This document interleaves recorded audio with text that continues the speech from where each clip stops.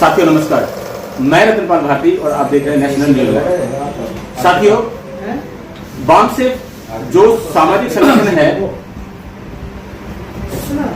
देश भर में लोगों को जागरूक करता हुआ अपना आंदोलन आगे बढ़ा रहा है। बहुजन मुक्ति पार्टी के तत्वाधान में इन लोगों ने जगह जगह बूथ लेवल पर जो तैयारी की है उसके बारे में आप लोगों से जानते हैं। तो साहब, सबसे पहले आप अपना परिचय देंगे।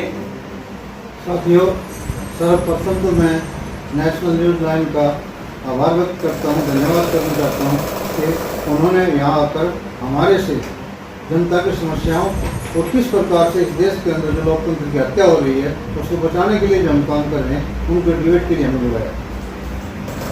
सर, आपने कहा कि लोकतंत्र की हत्या हो रही है, आप अपनी इस बात पर थोड़ा सा प्रकाश डालेंगे? लोकतंत्र की हत्या का सबसे बड़ा, लोकतंत्र के अंदर वोट से ज़्यादा कोई बड़ा अधिकार नहीं है। ठीक है, मगर ईवीएम के द्वारा जो वोटों की चोरी की जा रही है ये पूरे देश को 31 जनवरी को भी पता चल गया था। और जब हमने 2013 में सुप्रीम कोर्ट को कोर्ट ऑफ कंटेम्प्ट डालकर 8 अक्टूबर 2013 के फैसले का, जब सरकार ने चुनाव आयोग को मशीनें नहीं दिलवाई, मशीनों से चुनाव नहीं हुआ 2014 का, इसके साथ वीवीपैट जो लगाने का मामला था नहीं होने पर हमारे संगठन ने इसका कोर्ट ऑफ कंटेम्प्ट डाला और 2019 के चुनाव में उस मशीनों के साथ में वीवीपैट लगवाने के लिए सरकार से पैसा भी रिलीज करवाया और ये ईवीएम के साथ वीवीपैट का मामला तैयार हुआ। मगर साथियों, वीवीपैट के साथ में वैसा ही हुआ कि जब काउंटिंग नहीं होती तो वीवीपैट का मतलब क्या रहेगा? ठीक है। काउंटिंग के बिना फिर चुनाव नहीं हुआ। चुनाव वालों को पता नहीं कि तुम्हारे वोट कहाँ से गिनती हो रही है। गिनती तो उसी बॉडी से हो रही है जो पहले जो बॉडी थी ईवीएम की उस कंट्रोल बॉडी से हो रही है। तो भी बैलेट पेपर की तो गिनती हुई नहीं, तो जब बैलेट पेपर गिनती नहीं हो तो किस तरह हम मान लें कि ऐसा है। और साथियों, जो लोकतंत्र की हत्या है, भारत के अंदर लोकतंत्र के 3 स्तंभ हैं। स्तंभ 4 हैं। चारों स्तंभों पर आज जो है ना ब्राह्मणवादी आरएसएस और बीजेपी का कब्जा है। मीडिया को आप देख रहे हो, ये सोशल मीडिया का हम आभार व्यक्त करते हैं जो भारत के अंदर इतनी जागृति लाई है। अन्यथा जो हमारे जो नेशनल न्यूज चैनल है उन्होंने तो एकदम डूम और बढ़ों वाला काम कर रखा है। जिस प्रकार पहले राजाओं के डूम हुआ करते और राजाओं के गीत गाया करते, वो आज देश के अंदर हो रहा है। पूरे देश और पूरा वर्ल्ड देख रहा है।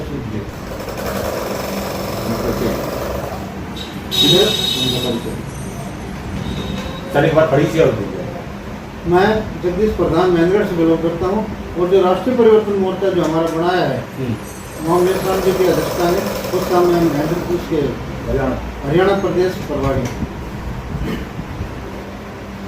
सर, जैसे जो आप लोग मीटिंग का यहाँ एजेंडा लेकर आए हैं, इस मीटिंग का जो मेन उद्देश्य था आज करने का, वो थोड़ा सा स्पष्ट कर दो। इस मीटिंग का मेन एजेंडा हमारे लोगों को अपने महापुरुषों की विचारधारा से अवगत कराकर, उनको जानकार बनाकर 15 लाख बूथों पर जो हमने ईवीएम मशीन को तोड़ने का जो एजेंडा तय किया हुआ है हमारे संगठन के द्वारा, उसकी बॉडी बनाने के लिए आए हैं। और ये ऐसा ही नहीं है, हमने महेंद्रगढ़ के अंदर बॉडी बना दी जा चुकी है। कल हमने 9 के अंदर बनाई। हम जल्द ही 15-20 दिन के अंदर हम पूरे हरियाणा के अंदर ये बॉडी बनाएंगे और पूरे देश से जो प्रोग्राम ये चला हुआ है भारत मुक्ति मोर्चा और बहुजन मुक्ति पार्टी के द्वारा, हम पूरे देश के अंदर 18 लाख बूथों पर हम पहुँचेंगे और वहाँ पर इस मशीन को तोड़ने का काम करेंगे। यदि सरकार भय मानकर, जैसे हमने नियम बनाया कि हर एक कार्यकर्ता अपने बूथ की कमेटी की हमारे पास भेजे, संगठन में भेजे, तो संगठन जिस प्रकार सोशल मीडिया में चालू होगा इसका प्रोग्राम, जो आदमी बनाएंगे सोशल मीडिया में डालेंगे, तो प्रचार प्रसार से यदि सरकार भयभीत होकर ईवीएम मशीन हटा देती है तो उसके बाद में यही बॉडी हमारी बहुजन मुक्ति पार्टी को सत्ता में पहुँचाने का काम करेंगे। और इस प्रकार से जो ब्राह्मणवाद का आज भारत के अंदर शासन और प्रशासन स्थापित हो चुका है उसका हम समाप्त करने का काम करेंगे। और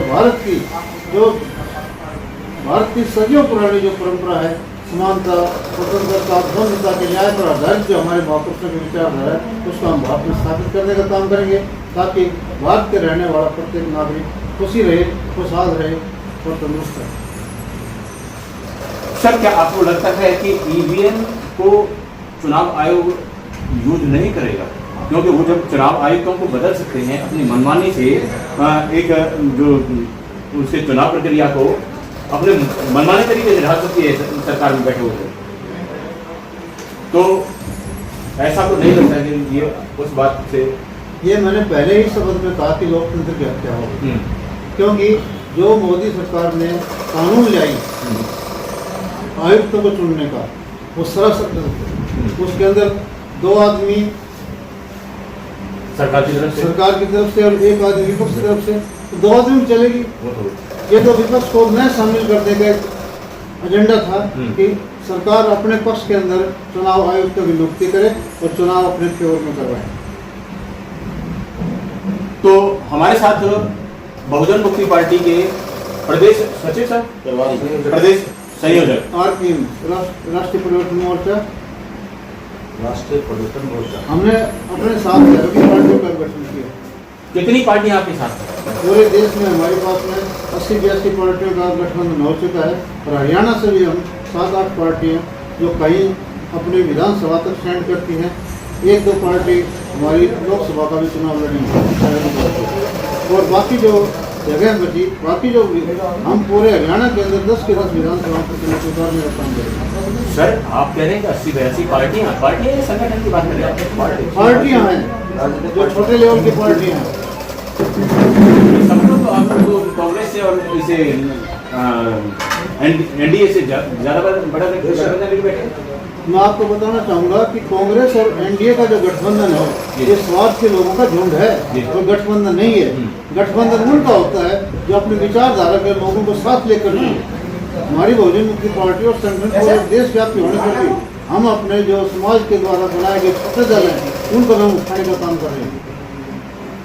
तो साथियों, आप लोगों के सामने शायद ये नई बात आई है कि 80-82 जो रीजनल पार्टी हैं वो बीएमपी के साथ में चुनाव मैदान में आने वाली हैं और एनडीए और कांग्रेस के साथ में जो गठबंधन है उससे भी बड़ा गठबंधन ये पार्टियां सिद्ध होने वाली हैं, अगर सही तरीके से आप लोगों के बीच में जा सके।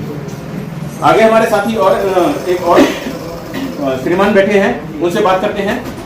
तो सर, सबसे पहले हम आपका परिचय जानना चाहेंगे, आप कहाँ से हैं और किस संगठन से जुड़े? मैं बुधराम नेहरा एडवोकेट, प्रदेश अध्यक्ष, Indian legal professional association Haryana. तो सर,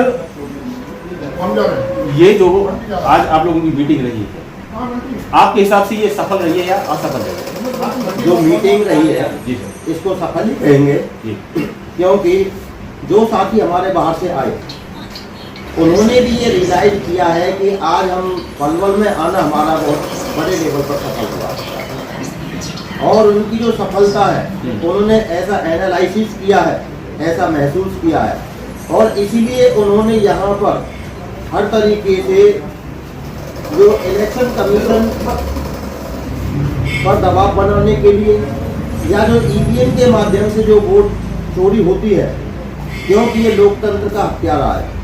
ईवीएम आधुनिक मनुस्मृति है। जो पहले बैलेट पेपर से जो इलेक्शन होता था, तो बैलेट पेपर में फिजिकल वेरिफिकेशन थी, उसमें देख लेते थे कि हम किसको वोट दे रहे हैं, हमें किसको वोट देना है, गधे को वोट देना है, कुत्ते को देना है, बिल्ली को देना है, ऊंट को देना है, हमें जिसको वोट देना है उसमें निशान देखते और जो स्टैंप रबर स्टैंप होती है उसमें देखते स्याही है नहीं है, पैर से स्याही ले और ठोक के उससे मोहर लगाते हैं, तो हमारा दिल गदगद होता है। हमने जिसको वोट देना था उसको वोट दिया है और हमारी वोट को अब सुप्रीम कोर्ट तक भी कोई डिनाई नहीं कर सकता, क्योंकि हमारी वोट का फिजिकल वेरिफिकेशन है, हमें संतुष्टि है। आप कह रहे हैं कि उसको कोई डिनाई नहीं कर सकता। अभी चंडीगढ़ में क्या हुआ था, उसने डिनाई कर दिया था।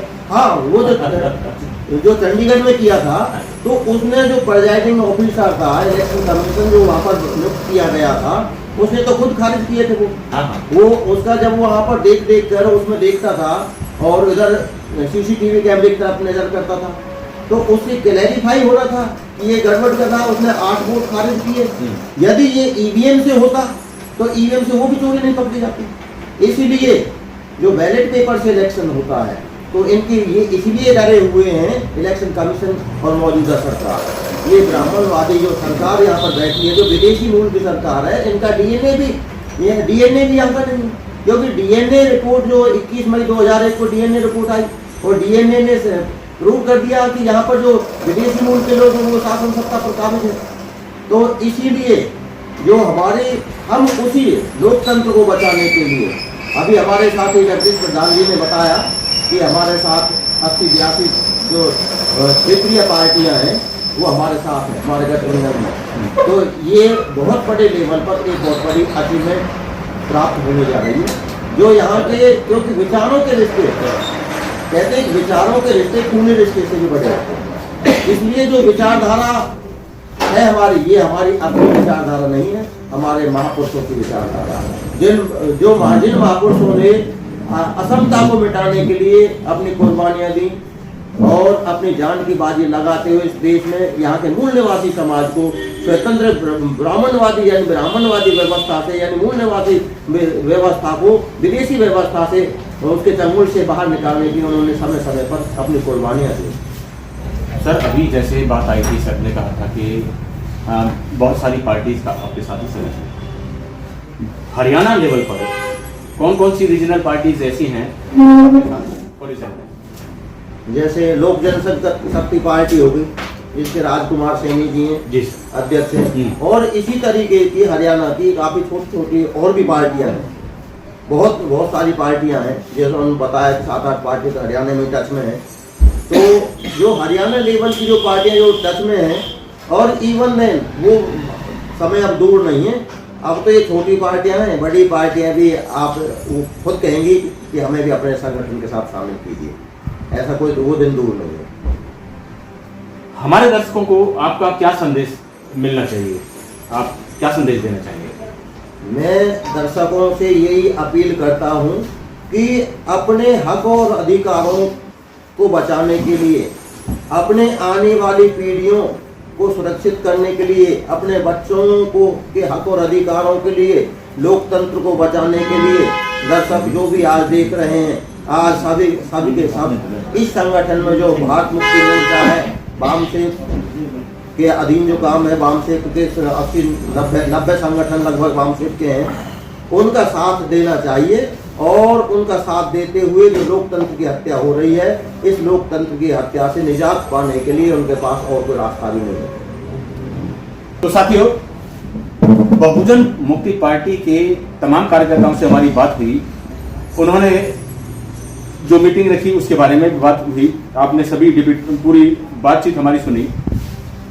हमें उम्मीद है कि ये सारी बातें आपने गौर से सुनी होंगी और श्रीमान जी का जो कहना है कि आप अपने महापुरुषों की बातों को जरूर ध्यान रखें, क्योंकि महापुरुष उस विचारधारा के स्रोत होते हैं जिसे इतिहास कहा जाता है। हमारे महापुरुषों का शायद इतिहास नहीं लिखा गया, लेकिन जो लिखा गया है उसे पढ़ना हम सबकी जिम्मेदारी है, ताकि हम आगे नई ऊर्जा के साथ बढ़ सकें और आपके उत्थान के लिए महापुरुषों के विचारों पर आधारित जो पार्टियां हैं, आप उनको सपोर्ट करें। आपसे गुजारिश है कि अगर आप इस चैनल पर नए हैं तो इस चैनल को सब्सक्राइब करें, वीडियो को लाइक करके शेयर जरूर करें। आपसे फिर अगले वीडियो में मुलाकात होगी, तब तक के लिए नमस्कार।